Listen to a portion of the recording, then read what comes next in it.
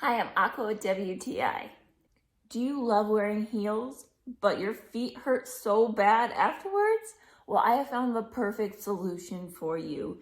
These are the Dr. Scholl's Invisible Cushioning Insoles for high heels, and they are perfect. I am so pleased I found these. I love wearing heels, but I was having a hard time because of my feet hurting so badly. After wearing them, it made me question, should I just not wear the heels? No, don't not wear the heels. Wear the heels, but get these awesome inserts. They fit really well in all types of heels. They are invisible. They just simply slide into any type of high heel. And I like too that they have a little bit of a plasticky part for the arch. So I have high arches, so this was perfect for that. It just provided that little bit of extra support that I need on my arch for wearing heels.